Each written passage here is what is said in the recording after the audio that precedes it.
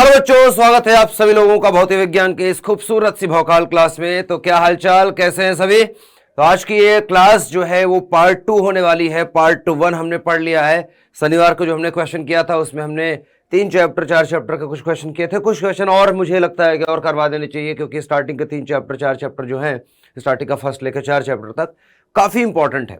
आज अगर second part की बात करें या डे 2 की बात करें तो आज हम चौथे चैप्टर के भी कुछ क्वेश्चन करेंगे। तो 4 to बेटा हम 8 जो चैप्टर है 4 से लेकर 8वां चैप्टर तक की हम बातें करेंगे। आज इसके क्वेश्चन करने वाले हैं।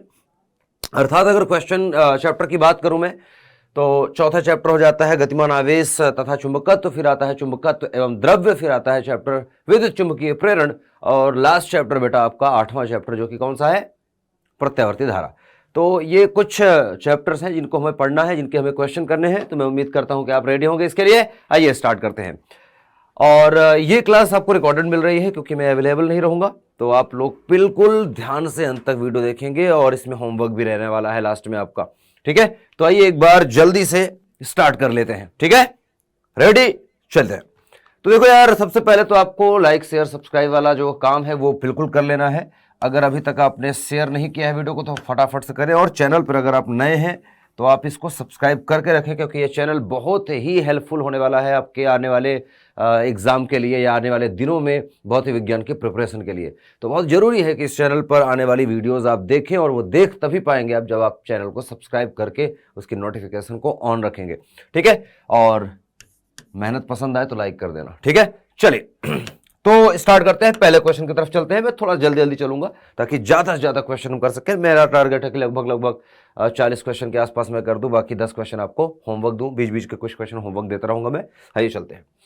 बहुत बेसिक सा प्रश्न है कि विद्युत क्षेत्र ई में रखे विद्युत द्विध्रुव पी पर लगने वाला बल आघूर्ण क्या होता है। हम सभी जानते हैं विद्युत क्षेत्र में एक समान विद्युत क्षेत्र ई में एक समान विद्युत क्षेत्र, अगर मैं बात करूं ई के अंदर कोई द्विध्रुव अगर रखा है, ठीक है, कोई द्विध्रुव -q +q रखा है, तो इस पर एक टॉर्क लगता है, बल आघूर्ण लगता है, और ये घूमने का प्रयास करेगा। ऐसे घूम के विद्युत क्षेत्र की दिशा में होना चाहेगा। जो टॉर्क होता है बेटा वो होता है P क्रॉस E के। क्या होता है? P क्रॉस E, जिसको आप लिखते हैं टाउ बराबर PE sine theta. Sine theta, theta कहां से आता है बेटा? P और E के बीच का कोण। हमारा ऑप्शन कौन सा होगा? बिल्कुल एकदम करेक्ट आंसर, आपने सही समझा। ये ऑप्शन आपका एकदम करेक्ट बी ऑप्शन होगा ये। ठीक है, तो बी ऑप्शन इसका करेक्ट आंसर होगा। नेक्स्ट क्वेश्चन पे चलते हैं, टाइम वेस्ट नहीं करेंगे। दो संधारित्रों को श्रेणी क्रम में जोड़ने पर प्रत्येक संधारित्र पर समान क्या होगा?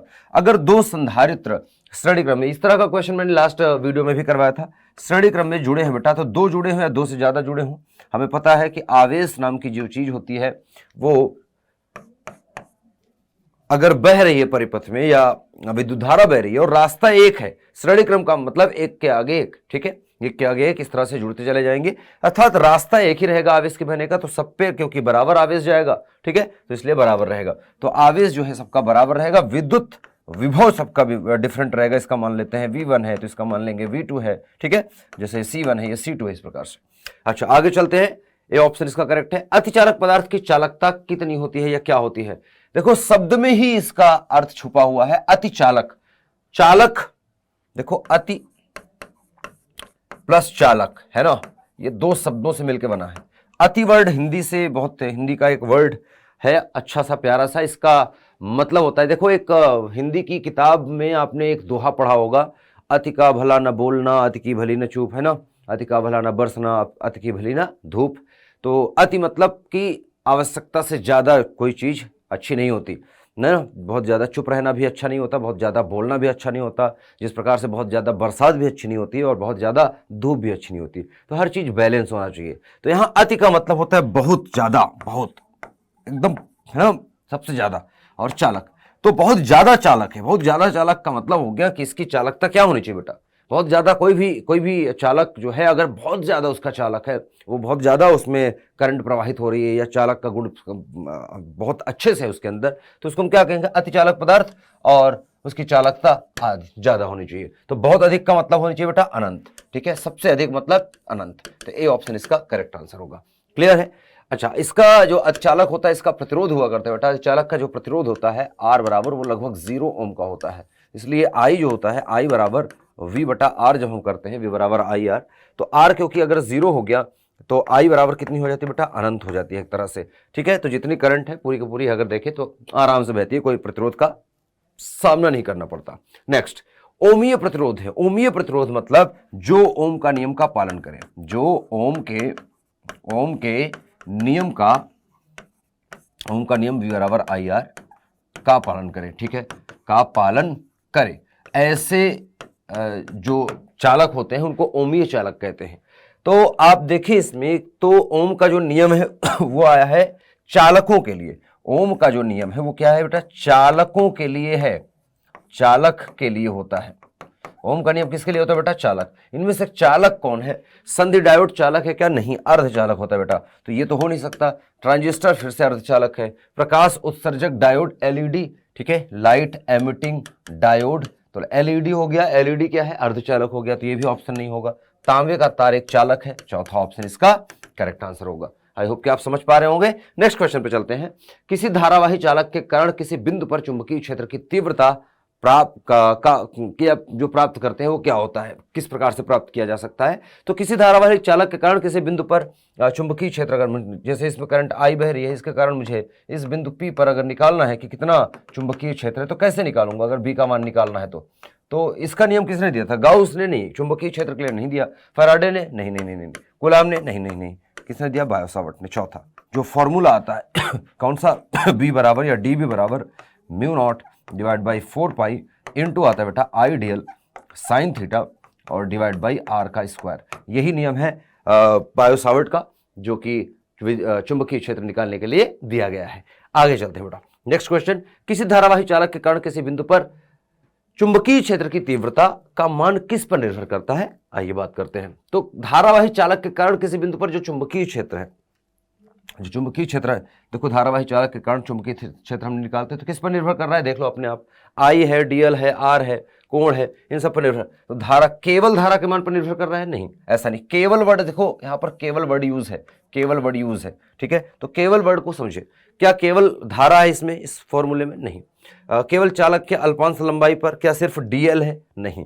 ठीक है, अच्छा, अल्पांश लंबाई से दूरी तथा उसके मध्य बिंदु को मिलाने वाली रेखा के बीच कोण का, तो ज्या पर, ज्या मतलब थीटा और आर मतलब दूरी, दोनों पर निर्भर करता है, इस पर निर्भर करता है, मतलब उपरोक्त सभी।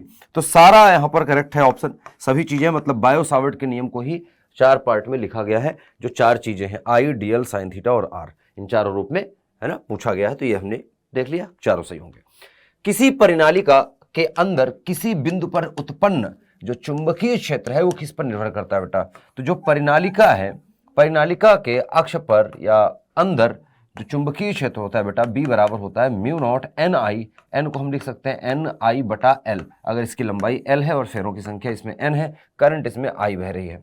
ठीक है, अगर ऐसी बात है तो केवल परिनालिका में बहने वाली धारा पर क्या चुंबकीय क्षेत्र निर्भर कर रहा है, नहीं। केवल के अलावा फेरों की संख्या भी है और लंबाई भी है और माध्यम भी है। ठीक है, माध्यम मतलब म्यू नॉट, ठीक है, जिसको हम चुंबकनशीलता कहते हैं, तो ये गलत। केवल परिनालिका की लंबाई है, नहीं। फेरों की संख्या सिर्फ, नहीं। किस पे, उपरोक्त सभी पर। चौथा बेटा, फोर्थ ऑप्शन। मुझे पता है कि आप सब सही बता रहे हैं, मुझे पता है। मैं आप जब ये वीडियो आप देख रहे होंगे तो मैं भी देख रहा हूँगा, तो बिल्कुल ऐसा परेशान मत होना कि मैं वीडियो नहीं देखूंगा। मैं थोड़ा सा बिजी रहूँगा, इस वजह से कहीं अवेलेबल नहीं रहूँगा, तो लेकिन मेरे पास मोबाइल होगा, तो जब ये वीडियो लाइव आप देख रहे होंगे तब मैं भी आपको देख रहा हूँगा, आपके साथ देख रहा हूँगा। काम में रहते हुए स्टूडियो में नहीं रह सकता, इस वजह से लाइव नहीं आऊँगा। नेक्स्ट क्लास बिल्कुल लाइव आऊँगा, पक्की बात है, जो पार्ट 3 होगा। ठीक है, और लेकिन सारे क्वेश्चन इंपॉर्टेंट है, नोट करके रखना, प्रैक्टिस करना। जो क्वेश्चन नहीं हो रहे हैं उनको नोट करके रखना और खुद से खोजने की कोशिश करना। मैं कुछ होमवर्क दूंगा, जैसे ये आपको एक होमवर्क दे दिया मैंने, बेसिक सा एक होमवर्क है, होमवर्क नंबर 1 हो गया, नोट करिए फटाफट से। ये पहला आपका एक होमवर्क है। ठीक है, इसका आंसर बहुत सारे बच्चों ने बता दिया है, लेकिन कोई दिक्कत नहीं है। आपको क्या करना है बेटा, सही से सॉल्व करना है, सही से इसका आंसर पता करना है। होमवर्क है, किसी चुंबकीय क्षेत्र में स्थित कोई धारावाही कुंडली कैसा व्यवहार करती है।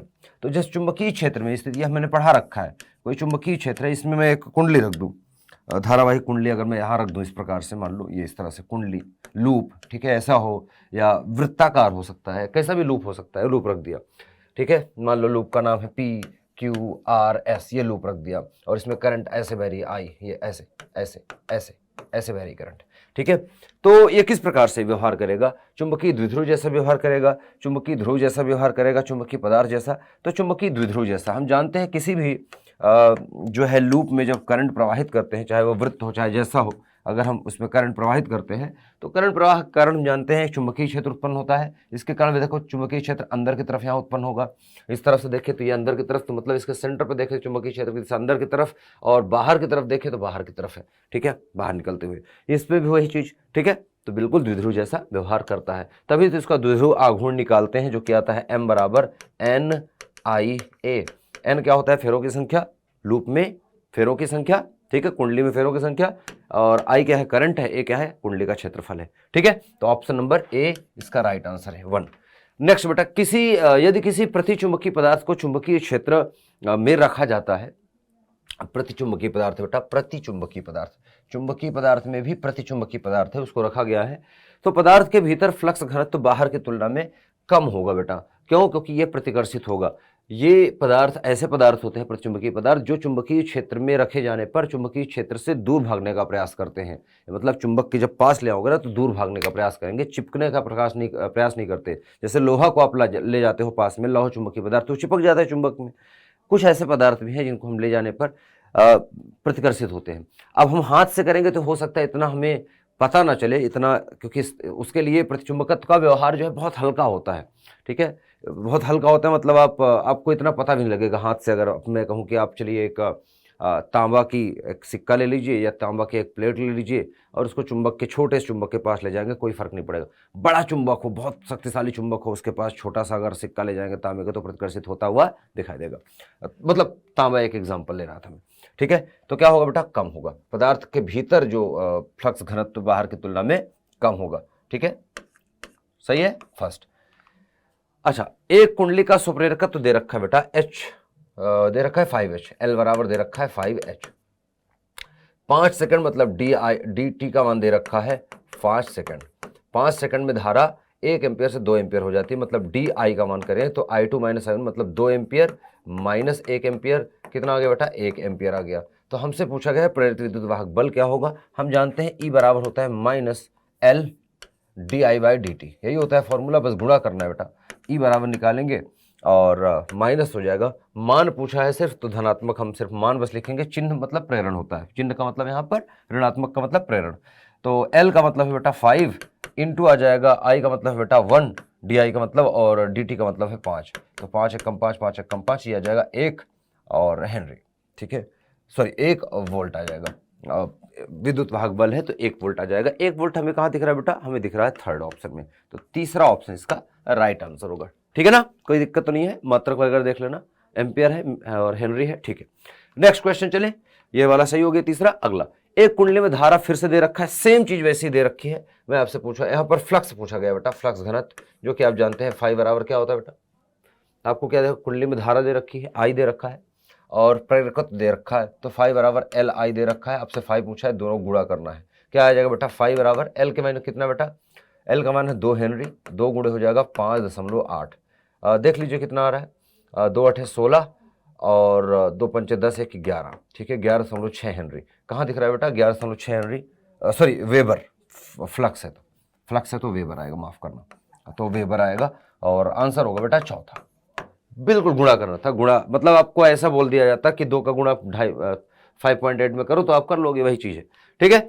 अच्छा, L1 और L2 अगर प्रेरकत्व वाली दो कुंडलियां परस्पर एक दूसरे के ऊपर मजबूती से लपेट दी जाए तो संयुक्त कुंडली का जो अधिकतम अन्योन्य प्रेरकत्व होगा वो क्या होगा? तो अधिकतम अन्योन्य प्रेरकत्व जो होता है बेटा वो होता है M बराबर, या हम कहें इसको होता है M स्क्वायर बराबर L1 गुणे का L2, अर्थात M बराबर होता है square root of L1 L2 के। कहाँ दिख रहा है बेटा? हमें तीसरे ऑप्शन में दिख रहा है। ये एक डेरिवेशन भी है, ठीक है, और काफी अच्छा सा डेरिवेशन है, इसको आप जरूर पढ़ना, ठीक है। चलिए नेक्स्ट चले, हो रहा है ना क्वेश्चन, देखो जल्दी जल्दी कर रहा हूं ताकि ज्यादा से ज्यादा क्वेश्चन आपको सॉल्व करके हम दे सकें। 200 क्वेश्चन की जो सीरीज चल रही है, 4 लेक्चर में खत्म करना है। 8वां चैप्टर तक आज हम पढ़ रहे हैं, बाकी के जो चैप्टर बचेंगे उनको हम कवर करेंगे आने वाले लेक्चर्स में। अच्छा, फैराडे के विद्युत चुंबकीय प्रेरण के अनुसार क्या होता है बेटा? अब ये तो बेसिक सी चीज है, मैं कहूंगा इसको आप होमवर्क की तरह इस्तेमाल करें। फैराडे का नियम तो आपको पता ही होगा, होमवर्क नंबर 2, ठीक है, होमवर्क नंबर 2 हो गया, इसको जरूर सॉल्व करेंगे आप। बाकी एक जल्दी से प्यार से एकदम अपना प्यार बरसाते हुए लाइक वाइक तो कर दिया होगा आपने, नहीं किया अभी तक? भूल गए क्या?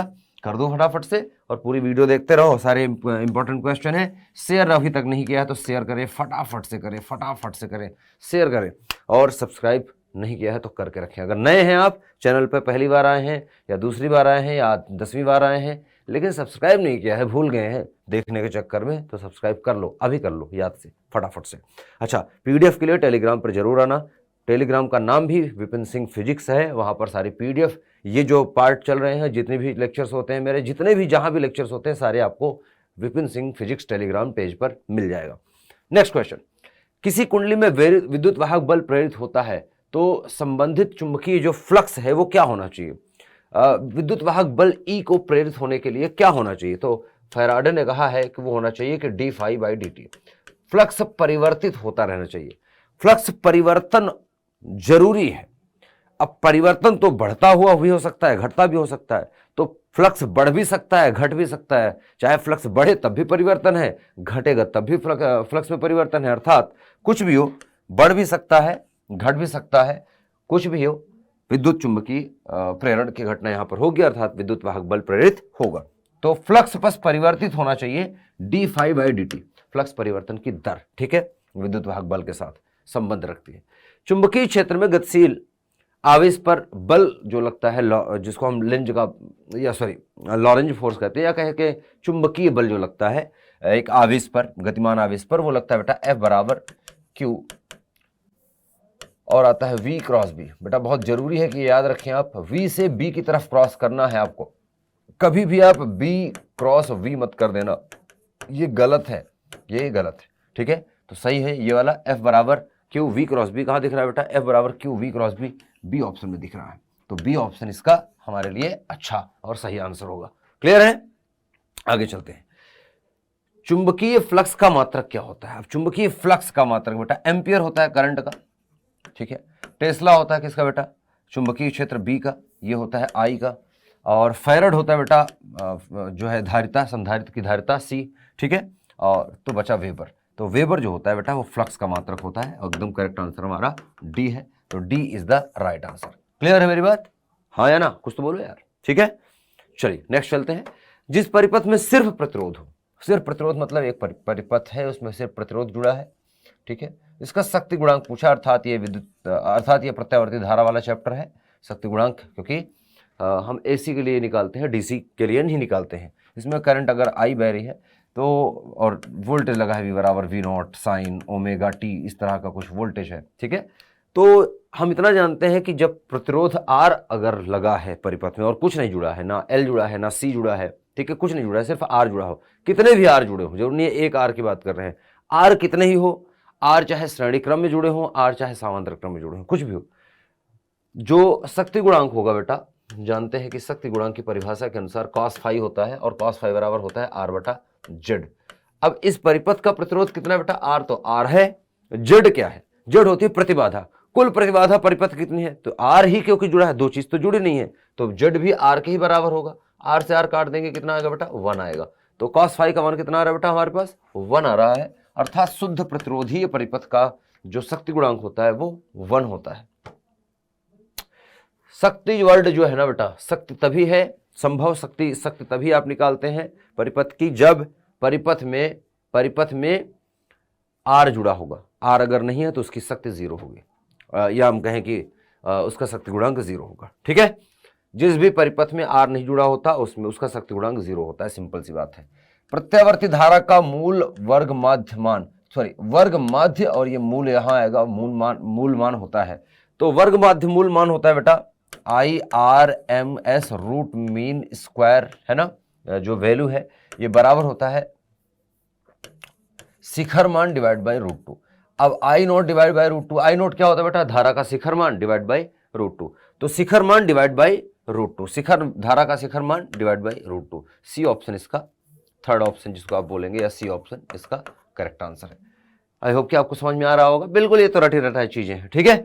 प्रत्यावर्ती धारा परिपथ से हम पढ़ रहे थे। अच्छा, लेंज का नियम क्या देता है बेटा? लेंज का नियम किसके बारे में हमें बताता है, ये पूछा गया है यहाँ पर। थोड़ा मैं तेज चल रहा हूँ मुझे पता है, लेकिन परेशान न होना, सब समझ में आएगा। लेंज का नियम अगर आप याद करें, विद्युत चुंबकीय प्रेरण जो 6वां चैप्टर स्टार्ट होता है जब आपका, तो उसमें सबसे पहले आते हैं फैराडे। फैराडे ने ये बताया कि विद्युत वाहक बल कैसे प्रेरित होता है फ्लक्स परिवर्तन के कारण, और परिपथ अगर बंद होगा तो उसमें करंट भी प्रवाहित होगी। लेकिन उन्होंने ये नहीं बताया कि जो करंट प्रवाहित होगी उसकी दिशा क्या होगी, और वो काम किया था लेंज ने। तो लेंज ने प्रेरित धारा का परिमाण और दिशा नहीं बताई, सिर्फ प्रेरित धारा की दिशा बताई थी। तो बी ऑप्शन इसका राइट आंसर होगा बेटा। ठीक है, केवल दिशा। लेंज का नियम केवल दिशा बताता है प्रेरित धारा की। ठीक है, प्रेरित धारा की दिशा बताता है। बी ऑप्शन करेक्ट होगा बिल्कुल। प्रेरित धारा का मान किसने निकाला था बेटा? तो परिमाण या फिर मान जो है वो हमने देखा था या पढ़ा था कि फैराडे ने ही बताया था। ठीक है, चलिए। प्रत्यावर्ती धारा के एक संपूर्ण चक्र में माध्य धारा का मान क्या होता है? माध्य का मतलब औसत। अगर मैं प्रत्यावर्ती धारा के एक पूरा चक्र लूं तो जितना धनात्मक होता है बेटा प्रत्यावर्ती, जैसे 0 से स्टार्ट हुआ, ये होता है 90 डिग्री π/2, फिर यहाँ जाता है पाई। ठीक है, यहाँ जाएगा पाई, फिर आ जाएगा यहाँ पर 3π/2, और यहाँ आ जाता है 2π।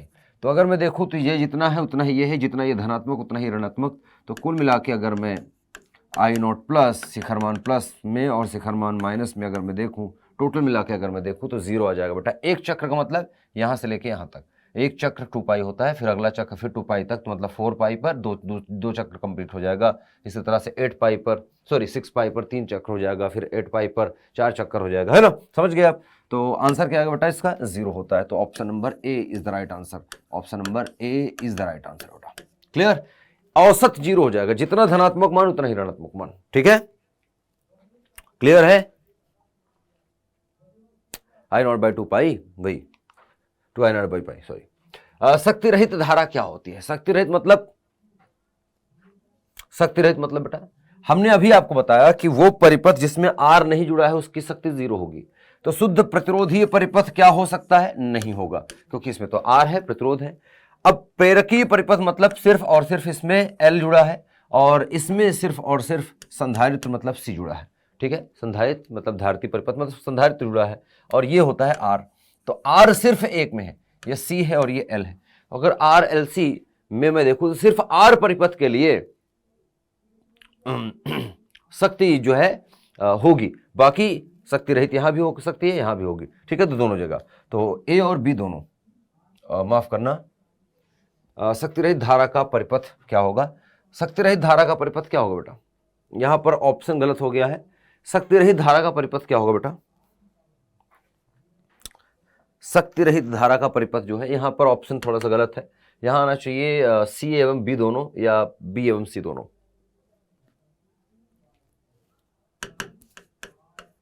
सी एवं बी दोनों। तो कुछ मुझे लगता है कंफ्यूजन है यहाँ पर, या टाइपिंग मिस्टेक हो सकती है। तो ऑप्शन नंबर डी इसका राइट होगा। सी में भी शक्ति रहित अगर देखें शक्ति 0 है, इसका भी शक्ति 0 होता है। नेक्स्ट, विद्युत चुंबकीय तरंग में विद्युतीय तरंग एवं चुंबकीय तरंग के बीच का कलांतर कितना होता है? तो विद्युत चुंबकीय तरंग हम जानते हैं बेटा एक्स वाई जेड तीनों डायरेक्शन में चलेगी। ठीक है, ये जेड हो गया, ये हो गया वाई मान लेते हैं, और ये एक्स हो गया। मान लेते हैं कि एक्स की दिशा में वो चल रही है विवेक से। ठीक है, तो विद्युत चुंबकीय तरंग को हम निकालें तो मतलब विद्युत क्षेत्र भी है इसमें और चुंबकीय क्षेत्र भी है, दोनों कंपन कर रहे हैं। तो ये मान लेता हूँ कि इधर विद्युत क्षेत्र कंपन कर रहा है ई वाई डायरेक्शन में, प्लस वाई माइनस वाई में, कुछ इस प्रकार से। ठीक है, ऐसे ये ठीक है, ये हो गया विद्युत क्षेत्र। और चुंबकीय क्षेत्र आप देखेंगे, चुंबकीय क्षेत्र कहाँ दिखाई देगा बेटा? चुंबकीय क्षेत्र यहाँ दिखाई देगा कुछ इस प्रकार का। ठीक है, चुंबकीय क्षेत्र कुछ इस प्रकार का दिखाई देगा, ऐसे ये कंपन इस तरह का कंपन करता हुआ। ठीक है, तो ये हो गया चुंबकीय क्षेत्र बी। बी अगर देखें तो जेड में है, ई अगर देखें तो वाई में है, और ये एक्स में चलेगी, एक्स में इसकी डायरेक्शन होगी चलने की, और ये इस प्रकार से आगे बढ़ती रहेगी। तो अगर मैं देखूं तो वाई दिशा में अगर ई है तो जेड दिशा में यहाँ पर बी है, और एक वाई और जेड दोनों दिशा एक दूसरे के लंबवत होते हैं। लंबवत का मतलब 90 डिग्री। ठीक है, ये कोण कितना होता है बेटा इनके बीच में? इनके बीच में कोण होता है 90 डिग्री। 90 डिग्री होता है, 90 डिग्री को हम लिखते हैं π/2, अर्थात इनके बीच में भी 90 डिग्री ही होगा। किसके बीच में बेटा? ई और बी के बीच में, मतलब विद्युत और चुंबकीय तरंग दोनों के बीच में। क्लियर है मेरी बात? आगे चले। अरे हाँ यार, कुछ तो बोल दो। ठीक है, आइए शेयर करते रहना, सारे बच्चों तक ये वीडियो पहुंचनी चाहिए, ज़्यादा से ज़्यादा बच्चों तक पहुंचनी चाहिए। जितना ज़्यादा पहुंच जाए उतना ज़्यादा खुशी की बात है। चलिए, एल आर परिपथ का शक्ति गुणांक कितना होगा। अब फिर से शक्ति गुणांक पूछा, लेकिन देखो यहां पर आर है, अगर सिर्फ एल परिपथ का पूछता तो हम लिखते क्या 0, ठीक है। तो यहां पर एल है और आर है, आर और एल। इसके लिए प्रतिबाधा जो होती है बेटा, प्रतिघात जो होता है वो एक्सएल होता है, एक्सएल ओम, और ये आर ओम है, ठीक है। तो ये तो इसका प्रतिरोध होता है, जो उसको हम क्या कहते हैं बेटा प्रतिघात, और ये कहता है प्रतिरोध का प्रतिरोधी है, ठीक है, प्रतिरोधक का प्रतिरोध होता है। शक्ति गुणांक होता है बेटा कॉस फाई, अभी जो लिखा था आर बटा जेड। तो आर तो ठीक है, जेड का मान क्या होगा, जेड का मान, इसके लिए प्रतिबाधा का अगर मैं मान निकालूं तो जेड का मान होता है बेटा आर स्क्वायर प्लस एक्सएल का स्क्वायर। अब एक्सएल जो होता है, चूंकि एक्सएल जो होता है बेटा, एक्सएल जो है बराबर होता है ओमेगा एल के, तो एक्सएल की जगह ओमेगा एल रखूंगा तो ये आ जाएगा हमारे पास R square plus omega square L square, ठीक है। अब ये मान उठा के यहाँ रख दीजिए, तो यहाँ आ जाएगा R square plus X plus omega square और एल स्क्वायर। कहाँ दिख रहा है बेटा, हमें दिख रहा है थर्ड ऑप्शन में, C option is the right answer. Clear है मेरी बात बेटा, आसान है, बिल्कुल आसान है। नेक्स्ट क्वेश्चन चलते हैं। अब ये 5वें चैप्टर से क्वेश्चन है, चुंबकनशीलता क्या होता है बेटा। चुंबकनशीलता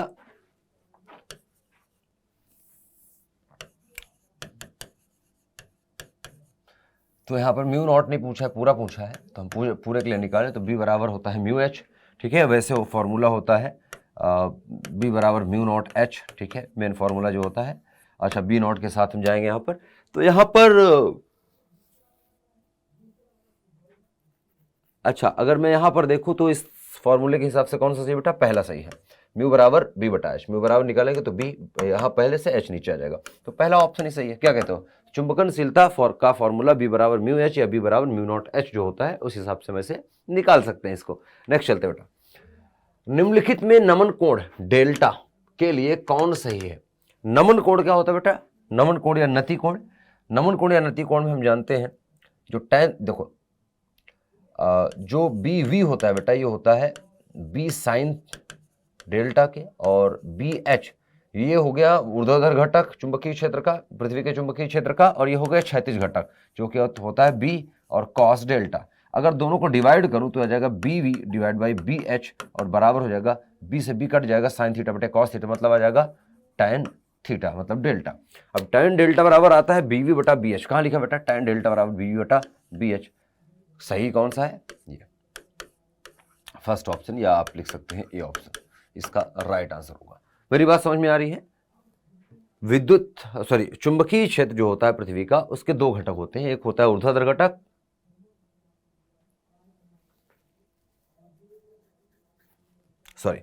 और ये होता है क्षैतिज घटक।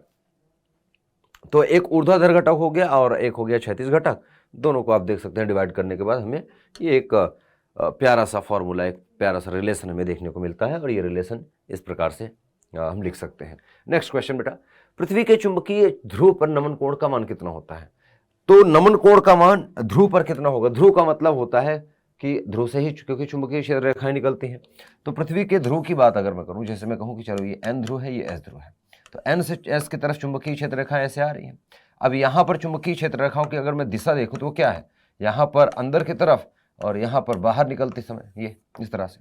अब यहाँ पर अगर मैं ले जाऊंगा चुंबकीय सुई को तो उसका झुकाव क्या होगा, सीधा ऊपर की तरफ बताएगी चुंबकीय क्षेत्र की दिशा, यहाँ पर सीधा नीचे की तरफ। तो यहाँ एंगल कितना हो गया, थीटा बराबर कितना होगा बेटा 90 डिग्री। थीटा 90 डिग्री, अर्थात tan थीटा का मान कितना हो जाएगा बेटा, नमन कोण जो हो गया थीटा कितना हो गया 90, थीटा या डेल्टा बोल लीजिए, इसको डेल्टा से दर्शाते हैं और थीटा से भी, तो 90 डिग्री, क्योंकि ऊर्ध्वाधर खड़ी हो जाएगी। यहाँ पर सिर्फ ऊर्ध्वाधर, क्षैतिज घटक है ही नहीं पृथ्वी का, ठीक है, पृथ्वी के चुंबकीय क्षेत्र का।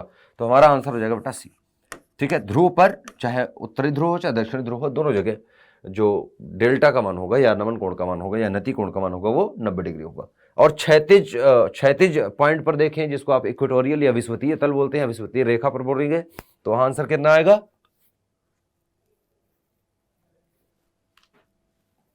0, ठीक है। नेक्स्ट, तो किया गया, अरे लाइक शेयर सब्सक्राइब वाली चीज कर दी, होगो काम, सही बताओ, मजाक नहीं कर रहे। चले फिर आगे आइए, तो फिर से एक बार लाइक शेयर सब्सक्राइब चलता रहना चाहिए। नहीं किया है तो करो फटाफट से, लाइक किया, शेयर किया, अरे करो यार, हाँ बहुत बतिया रहे हो आज, चलिए सब्सक्राइब कर देना, ठीक। नेक्स्ट, निम्नलिखित में प्रेरणिक प्रतिघात, प्रेरणिक मतलब प्रेरक कुंडली, प्रेरणिक प्रतिघात XL बराबर ओमेगा एल, कौन सा सही है? अरे तो लिख तो दिया मैंने ओमेगा एल, ठीक है, पहला आंसर सही है, कुछ नहीं था, बचपन की कहानियां हैं, ठीक है, एकदम बचपन क्या मतलब आसान चीजें हैं, मैं कहूँ तो आसान प्रश्न है, ऐसे ही प्रश्न आपके एग्जाम में आते हैं और एग्जाम में आए हुए ही प्रश्न है ये, ठीक है। LR या RL परिपथ का प्रतिबाधा क्या होता है? RL परिपथ की जो प्रतिबाधा अर्थात जेड होता है बेटा, अभी निकाला था कुछ देर पहले, क्या होता है बेटा? R square plus XL square, जिसको आप लिख सकते हो R स्क्वायर, और XL बराबर क्या होता है? ओमेगा एल, तो ये हो जाएगा ओमेगा स्क्वायर एल स्क्वायर। कहाँ देखने को मिल रहा है बेटा? यहाँ देखने को मिल रहा है सिर्फ और सिर्फ सी ऑप्शन में। यहाँ पर ओमेगा एल को एक साथ लिख के स्क्वायर बगल में लगा दिया, इसको अंदर ले आओगे तो omega square L square, same thing, ठीक है। अच्छा, C option is the right answer, ठीक है, if I am not wrong, ठीक है। तो हम लगभग 7 चैप्टर के क्वेश्चन लगभग कर रहे हैं और 7वें चैप्टर पर पहुंच चुके हैं, कर चुके हैं, तो कई सारे हमने क्वेश्चन किए और इसी तरह के क्वेश्चन आते हैं और इस बार भी ऐसे ही क्वेश्चन आएंगे, ठीक है, इन्हीं में से कोई क्वेश्चन रिपीट होगा। पिछले साल मैं बात करूं आपके यूपी बोर्ड में तो बहुत सारे क्वेश्चन मैं एक जो क्लास में करवाया था MCQ बता रहा हूं मैं, जैसे अभी सीरीज स्टार्ट किया ऐसे पिछले साल भी भोकाल बैच में किया था और वहाँ पर बहुत सारे प्रश्न रिपीट हुए। यूपी बोर्ड में, बिहार बोर्ड में, MP बोर्ड में, हर जगह रिपीट होते हैं क्वेश्चन बेटा, ठीक है, आपके बोर्ड में फिर से रिपीट होंगे। चलिए, हर एक बोर्ड में जिन बोर्ड का नाम नहीं लिया वो रूठ के नहीं बैठेंगे, अब 20 बार लिखना मत कि सर छत्तीसगढ़ में नहीं होता क्या, या किस बोर्ड के लिए पढ़ा रहे हो, बकवास चीज़ें है ना, ऐसा नहीं होता, पढ़ाई करो यार, ठीक है।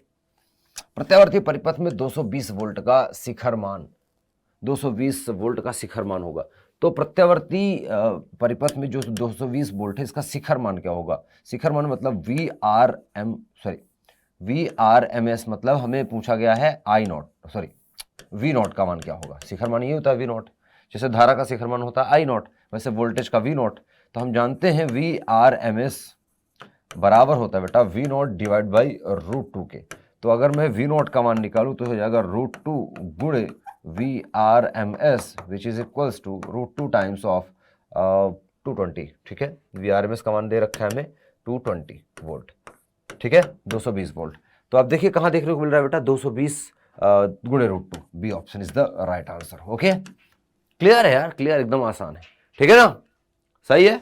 चलिए, तो फटाफट से 2-4 क्वेश्चन और बचे हैं, फटाफट से कर लेते हैं, आइए देखते हैं, ठीक है। धारावाही प्रेरित में चुंबकीय ऊर्जा जो होती है वो क्या होती है? स्टोर एनर्जी जो होती है वो हमसे पूछी गई यहाँ पर, तो इसके बहुत सारे नाम हैं, जैसे प्रेरक कुंडली, परिनालिका, है ना, या सिर्फ कुंडली बोलते हैं, ये जैसे धारावाही प्रेरित्र लिखा है, ठीक है। तो इस प्रकार से अलग अलग नाम है, लेकिन चीज़ एक ही है, आपको प्रेरक कुंडली बनानी है फटाफट से, ये L, और इसमें अगर करंट बह रही है I, तो इसमें जो संचित ऊर्जा होती है वो होती है U बराबर हाफ LI स्क्वायर, दिख रहा होगा, मुझे लगता है सबको दिख रहा होगा, हाफ LI स्क्वायर बेटा 1/2 LI square, C is the right option. Clear है मेरी बात? सबको समझ में आ रहा है? बिल्कुल, पढ़ा रखा है, बिल्कुल, ठीक है। 1/2 LI स्क्वायर, जैसे कैपेसिटर में या संधारित्र में होती है हाफ CV स्क्वायर, वैसे, ठीक है। नेक्स्ट, यदि किसी मशीन की कार्य प्रणाली को चुंबक रोधी बनाना हो, मतलब चुंबक से बचाना हो, चुंबकीय क्षेत्र से बचाना हो, कोई मान लो लोहे की मशीन है और वो इतनी सेंसिटिव है कि उस पर चुंबक का प्रभाव पड़ेगा तो खराब हो जाएगी, तो चुंबकीय क्षेत्र का प्रभाव से बचाना है उसको, है ना, कि वो खराब ना हो, बढ़िया से काम करे, ठीक है, और चुंबकीय क्षेत्र के संपर्क में ना आए। तो अगर उसको रोकना है तो क्या करना चाहिए, ठीक है, तो उसको बचाने के लिए अगर किसी डिब्बे में आपको कैद करना है या बचा के रखना है तो किस में रखें? प्लास्टिक के अंदर? नहीं, प्लास्टिक के अंदर रखेंगे बेटा तो चुंबकीय क्षेत्र तो प्लास्टिक के अंदर जा सकती है, बिल्कुल जा सकती है, हाँ जाएगी, लेकिन प्लास्टिक चिपकता नहीं, वो अलग बात है, क्योंकि वो प्लास्टिक के अंदर वो गुण नहीं है, उस तरह का व्यवहार नहीं दिखाता, ठीक है, प्लास्टिक के अंदर वो गुण नहीं है कि वो आकर्षित या प्रतिकर्षित हो सके। तो अब सोचो, आकर्षित करने वाली चीज़ों को तो बनाया नहीं जा सकता, तो प्रतिकर्षित करने वाली चीज़ों को हम बनाते हैं ताकि चुंबकीय क्षेत्र उसके अंदर जा ही ना पाए, ठीक है। तो चुंबकीय क्षेत्र को रोकना है अगर, तो सिर्फ और सिर्फ प्रतिचुंबकीय पदार्थ को ही हमें चूज करना पड़ेगा। लौह चुंबकीय, अनुचुंबकीय और अनुचुंबकीय, ये सारे पदार्थ जो है चुंबक की ओर आकर्षित होते हैं, चुंबकीय क्षेत्र अपने अंदर से गुजरने देते हैं, जो प्रतिचुंबकीय पदार्थ है ये अपने अंदर से चुंबकीय क्षेत्र को गुजरने नहीं देता है और इसलिए प्रतिकर्षित होता है चुंबकीय क्षेत्र में, इसलिए इसका नाम प्रतिचुंबकत्व या प्रतिचुंबकीय पदार्थ पड़ा है। ठीक है, ऐसे पदार्थ प्रतिचुंबकीय पदार्थ कहलाते हैं। तो दूसरा ऑप्शन इसका या सेकंड ऑप्शन हम कहेंगे इसका बिल्कुल परफेक्ट सा आंसर है। नेक्स्ट, अब प्रतिचुंबकीय पदार्थ जो है उनके लिए निम्न में से कौन सा स्टेटमेंट यहाँ पर करेक्ट है? तो जो म्यू आर है, म्यू आर मतलब रिलेटिव परमेबिलिटी, जिसको आप बोलते हैं आपेक्षिक पारगम्यता या चुंबकनशीलता। आपेक्षिक चुंबकनशीलता अगर हम बात करें, म्यू आर की बात करें, तो म्यू आर बहुत कम होता है। एक्चुअली कहें ना तो बहुत मतलब 1 और 0 के बीच में होता है लगभग, ऐसा बोल लीजिए। और काई का मान ऋणात्मक होता है, काई एक्साई। ठीक है, इसका मान जो है वो ऋणात्मक होता है और ग्राफ आप देखेंगे तो आपको देखने को मिलता है। तो अगर ये काई है, एक्चुअली ये ससेप्टिबिलिटी इसको बोलते हैं, ससेप्टिबिलिटी को आप काई बोलते हैं। ठीक है, चुंबकीय प्रवृत्ति बोलते हैं काई या काई एम। ठीक है, इसको आप ऐसे भी लिख सकते हैं या आप काई नीचे एम लगा सकते हैं, मैग्नेटिक ससेप्टिबिलिटी, क्योंकि काई और भी चीज़ों का होता है। ठीक है, तो जो ग्राफ आता है बेटा प्रतिचुंबकत्व के लिए वो नीचे आता है, नेगेटिव आता है, माइनस में। ठीक है, तो माइनस समथिंग समथिंग समथिंग, तो ग्राफ नेगेटिव होता है। और तो यहाँ पर उपरोक्त सभी है, ताप पर निर्भर नहीं करता। ठीक है, वगैरह वगैरह, जो क्यूरी और क्यूरी का जो आपने लॉ देखा है उसमें। ठीक है, ठीक है, तो 4th is the right answer. ठीक है, कुछ होमवर्क भी आपके लिए होंगे। चलिए, एक होमवर्क आपके लिए रहेगा, तो 2-3 होमवर्क हो गए आपके। ये एक होमवर्क हो गया बेसिक सा। होमवर्क देने का रीज़न ये है कि इसके बारे में आप पढ़ें भी, तुक्का ना मारे। ठीक है, तो क्यूरी ताप किस प्रकार से बदलता है, ग्राफ जो आपको पढ़ा रखा है मैंने, वेरिएशन है ना, काई का मान जो वेरी करता है, तो वो ग्राफ किस प्रकार से वेरिएशन उसमें आता है, किस प्रकार से एक मटेरियल दूसरे मटेरियल में शिफ्ट होता है, वो आपको थोड़ा सा ध्यान रखना है और उसको आपको कैलकुलेट करना है। ठीक है, तो ये पॉइंट क्यूरी पॉइंट होता है, जिसको आप टीसी बोलते हैं, टी एंड नीचे ऐसे आएगा छोटा सा, और इसके बाद ये ग्राफ नीचे की तरफ चला जाता है। तो एक बार आप इसको ग्राफ को जरूर पढ़ लेना, एग्जाम में आपके हर साल लगभग कहीं ना कहीं यूज़ होता है। कई बार डायरेक्ट होता है 1 नंबर में, कई बार ऑप्शन में आ जाता है, कई बार आपको सिर्फ कह देता है कि क्यूरी तापमान से आप क्या समझते हैं, है ना। बेसिक सी चीज़ें हैं, अलग अलग बोर्ड में क्वेश्चन पूछने का तरीका बदल सकता है, लेकिन कॉन्सेप्ट सेम है, टॉपिक सेम है। अच्छा, एक और होमवर्क नंबर 5।